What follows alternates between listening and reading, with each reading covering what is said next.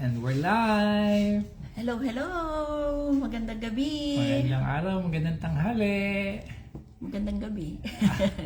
Welcome back sa ating Go Live Challenge, Oh, Day 15. We October are- 12, 2024.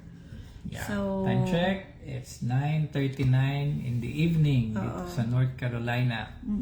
sa mga hindi ulit nakakakilala sa amin, kami si Shine and si June. Coming to you live from North Carolina, USA. Tama. So, maganda topic natin ngayon. It's all about mindset. Bakit ba napaka-importante ng mindset? Ano ba ang mindset sa Tagalog? Pag-iisip, Hindi, yung mentalidad. mentalidad. Hindi, siguro, mahirap i-ano siya sa Tagalog pero siya yung tinatawag natin na state of mind. State of mind. Oo. State of mind. May somewhat related yata ito sa mental health. Tama ba? Well, pwede rin. Basta Siyempre. ano siya, yun yung set of beliefs mo na siya yung mag-shape kung anong klaseng pag-iisip ang meron ka. So, masyado siyang malalim. Malalim. Pero kung iaano mo naman siya, kumbaga parang ika-categorize mo, actually dalawa lang naman yan siya. So meron tayong tinatawag na fixed mindset and meron tayong growth mindset. Okay. So ano nga ba ang fixed mindset? Tsaka muna tayo. Okay. Yung fixed mindset, syempre sa root word na fixed is saradong pag-iisip. So kung ano yung iniisip nilang tama at yun yung iniisip nilang yun na kahit na bali-baliktarin mo, wala ka nang magagawa doon. I mean, hindi mo sila maiimpluwensyahan, hindi mo sila mababago. Hindi mo na mababago pag-iisip nakaset na yung kanilang isip. Oo, sa certain things like siguro sa takbo ng buhay nila, ganon. So, kahit na anong gawin mo, wala ka nang magagawa doon. So, parang somewhat related din ba yan sa paniniwala mo, prinsipyo? Parang ganon, oo. Prinsipyo sa buhay, ano pa ba? Yung marami kasing broad siya, oo. Napaka-broad na mindset. Oo, napaka-broad na topic ang mindset. Pero yun yung ang pinaka-best way on how to understand it is yung paniniwala. Yun yung ano niya eh. So, yun nga yung fixed mindset, which is yun yung sarado, hindi open. Tapos yung sa growth naman, growth mindset, yun yung pag-iisip na kung saan open ka into learnings. Yung open ka para bigyan mo ang sarili mo ng chance to grow. So, and siguro ano na lang din yan, mutual respect, syempre, kung parang meron tayong kasabihan, di ba? Respect each other's way of thinking. Kung sa tingin mo mali yun, meron sa tingin niya tama yun, wala ka nang magagawa. Yun yung paninindigan niya. So, kumbaga, siguro it's a matter of mutual respect na din, the same way na kung paano mo siya tanggapin bilang individual, na mayroon tayong kanya-kanyang pag-iisip, mayroon tayong kanya-kanyang paniniwala. Hindi naman, kumbaga, siguro doon na rin papasok yung you cannot please everyone, or you cannot have somebody or someone think the way you think. Kasi nga, pinanganak tayo, iba-iba naman talaga ang unique. Unique tayo in a way. So yun. So, ano nga ba ang role ng mindset sa success? So, hindi lang sa business, kundi sa career, sa personal life. But we'll be talking about all these things. So, unang-unang role ng mindset sa success is yun yung success in personal and professional life. So, yun nga, katulad nga nung na-mention kanina, ano siya, yung mindset natin, yun yung directly nag-a-affect sa ability natin to succeed. So, for example, si Elon Musk, kilala nyo ba si Elon Musk? Sige nga, paki-explain. Si Elon Musk, siya yung, sa pagkakaalam ko, siya ang nag-invent ng Tesla. So, he believed, although they faced numerous failures before, mistakes, but yung paniniwala nila na learning from that mistake keep them from moving forward. So, yun nga, yung isa ring kumbaga, isa din sa factor na makaka-affect sa mindset mo is yung paniniwala mo nga. Oo. Di ba nga meron din kasabihan na you become what you think. So, nag-uumpisa talaga yan sa subconscious. So, second thing is yung decision making and opportunities. So, yun nga, katulad nga ng na-mention ko, so when you have a growth mindset, you are open for, you are open to taking new opportunities and learning skills probably. Yun yung mga opportunities na yun yung magli-lead sa'yo sa better decision making. Oo, hindi mo yun, kumbaga, hindi mo nililimitahan yung sarili mo sa within the box. Kumbaga, you're stepping out of your comfort zone in order to, learn something, succeed in something, and it definitely takes you to. Hi, Cookie! Hello, Cookie! Watching from Manila. Kamusta? So, yun nga. So, ang tawag dito, ano ba yung ating mindset and challenges sa success? So, unang-unang challenge natin when dealing with mindset is yung facing obstacles. Kasi, usually, yung mindset natin ang nagde-determine on how we respond to our setbacks. Tama. Diba? Tama. It's how kumbaga, you were given a situation, nasa sayo na lang yun kung paano ka magre-react. And then, second is learning from failure. So, parehas lang din, facing obstacle and learning from failure. Kasi, hindi naman tayo matututo if hindi tayo nagkamali, di ba? Oo, wala namang, there's nothing to learn. Kung wala namang pagkakamali, everything goes well. And then, failure is also a part of learning process. And then, how is mindset and health? Katulad ng sinabi mo, mental health. So, ano siya? Talagang related siya. Kasi yung mental and emotional well-being natin, yung mindset, yun yung nag-a-affect on how we handle stress, adversity, and emotional setbacks. So, if we have a growth mindset, yung open tayo to accept mga opinions or critics ng ibang tao, usually we become resilient, then we become strong, kahit na ano pa man ang ibato nila sa atin. Yung level of self-esteem, yun din na nagpapatatag sa iyo, how you handle situations. Also, if you have a growth mindset, you will know how to handle stress or reduce stress. Kasi a positive mindset helps you to manage your stress, and you also view challenges as an opportunity rather than threats. Tama Tama ba yun? Ganoon naman talaga. Kaya nga, depende pa rin kung paano ka, are you going to be reactive or are you going to be proactive given a situation. So you can choose what sort of response you will do.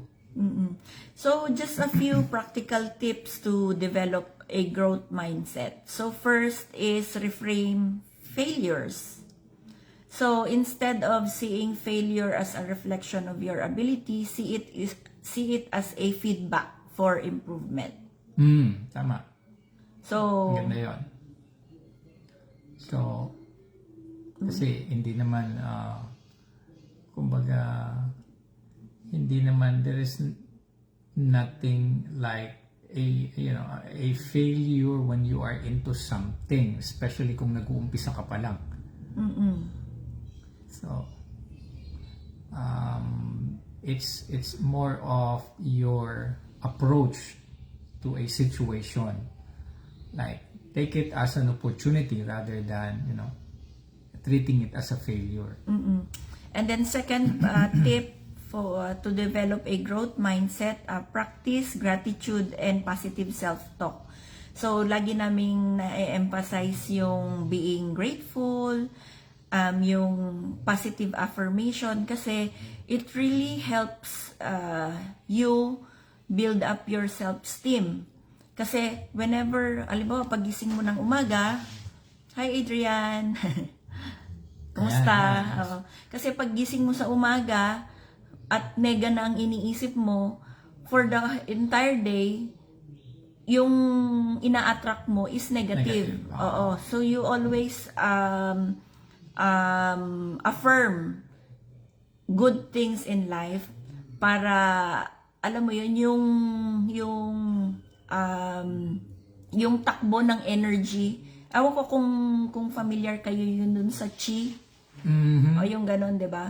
So kung positive ang views nyo in life, positive affirmation palagi.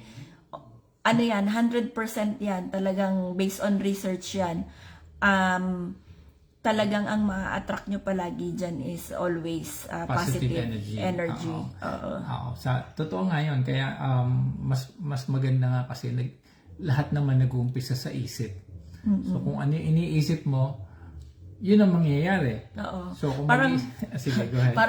Parang ano yan, parang ito nga yung sa business namin, like, nako, may mga inquiries kami, sinasabi, nako, parang ang hirap naman yan, hindi ako tech savvy, hindi ako marunong magganto, hindi ako marunong magganyan.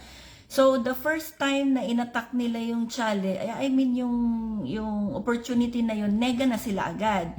So once na naback ka na ng nega, puro nega na ang darating sa'yo. Which is, marami namang resources, maraming tools to help you learn about the business.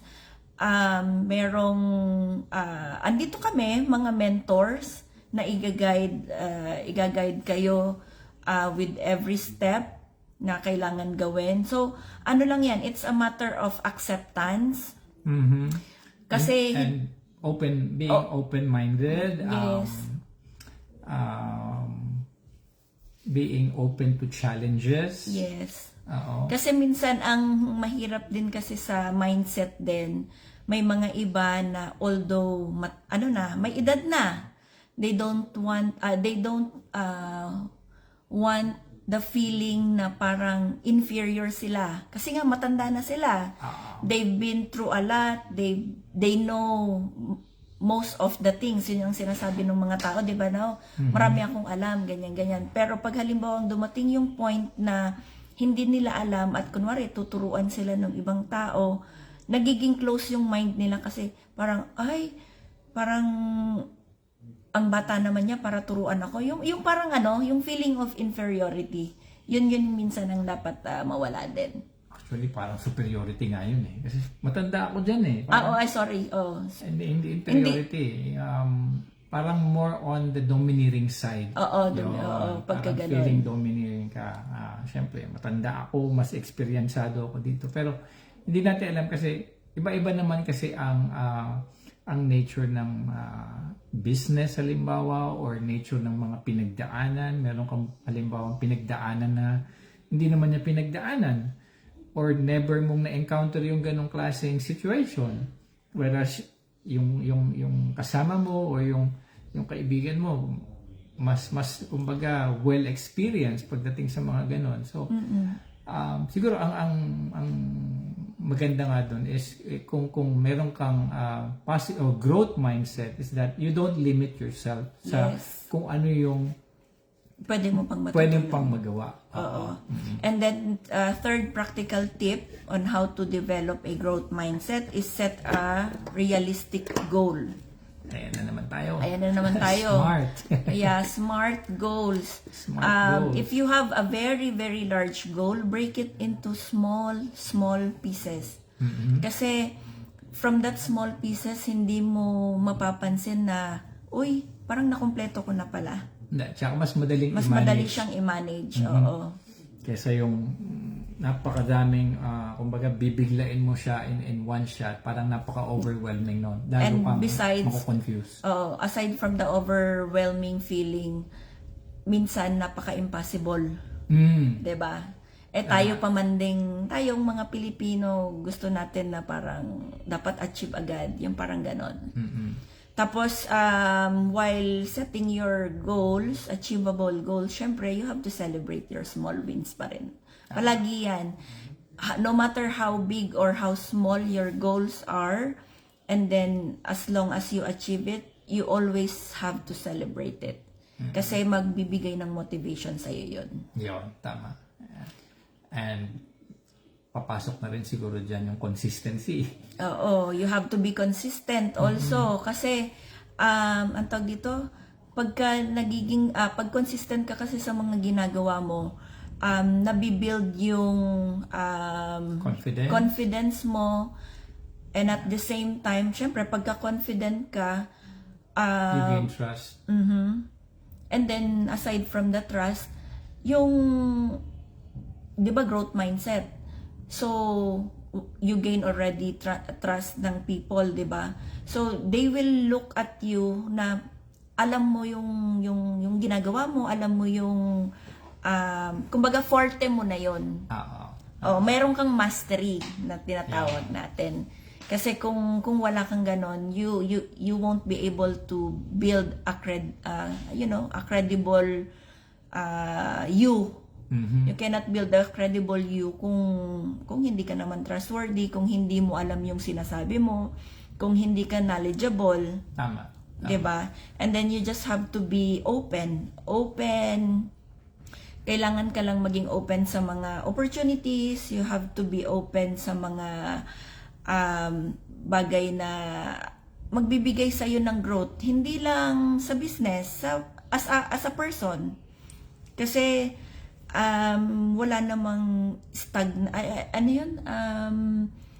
hindi ka pwedeng magstay lang sa isang bagay. Kumbaga, yung complacency, napakadelikadong napakadelikadong state ng buhay natin na parang komportable ka na lang. Yung parang yung sinasabi nila na being comfortable is not okay. Yung ganon. So you have to look for other means para hindi mo na masabi sa sarili mo na komportable ka na lang. Kasi lahat naman tayo, meron tayong mga pangarap sa buhay, di ba? Oo. Naalala ko tuloy yung nung college kami, meron akong psychology prof. Ang motto na binigay niya sa amin is live and let live. Kumbaga, binigyan ka ng buhay, magbigay buhay ka naman. So, yun, hindi yung parang komportable ka lang dyan without any purpose, without any mission. So, yun, medyo nakakatuwa, tumatak yun hanggang ngayon sa akin, and dala-dala ko yun palagi. Live and let live. Oo. So, with that being said, i-recap lang natin yung na-discuss kanina. So, your mindset determines your ability to grow, handle challenges, and achieve success. So, by adopting a growth mindset, you unlock your potential to learn, to improve, and overcome obstacles. So, kayo po ba? Ano po ba sa tingin nyo ang mindset na meron kayo sa ngayon? Ako po. Kayo po ba ay fixed mindset, which is yung sarado yung pag-iisip, na hindi open sa mga criticism, sa mga opportunities, or kayo po yung merong growth mindset na willing to embrace change, Learn something new. yes, and Just not confined within the box. Kumbaga, getting out of your comfort zone. And siguro yun yung more on the proactive side ng pag-iisip. Oo. So, di bali ngayon po, iiwanan po namin kayo ng, yung, meron kayong mumuni-munihan. So, ano po yung, ang tawag dito, ano po yung pwede nyong magawang action ngayon para maka-cultivate, or ano nga yung cultivate sa Tagalog? Pagbigay buhay. Oo, yung parang ma-cultivate nyo yung, mapalago nyo yung inyong growth mindset. So, comment down below lang po para at least, or di kaya meron kayong mga ideas to share about mindset, growth mindset actually. Yun yung ating ini-encourage, hindi lang para sa business, kundi para sa personal, sa personal, sa being as a parent or as a daughter, as a wife, ganun, as a person, Sa career. So ano po yung pwede nyo pong gawing action ngayon? Just leave your comments down below. Tapos i-check po natin yan. Nang ma-reply, kumbaga meron din kaming matutunan. Opo. And makapag-interact tayo in a way. So yun lang po, maraming salamat sa inyong panonood. Wow. At magkita tayo ulit bukas para sa another go live at another topic. So, meaningful topic. Yeah. So, maraming salamat po Maraming ulit. salamat at din. magandang gabi, magandang umaga sa kung sa tanghali. Kung nasan man yung kayong lupalop ng daigdig. We're signing off na po. Thank you. Happy weekend po sa inyong weekend lahat. sa inyo. Blessed good night.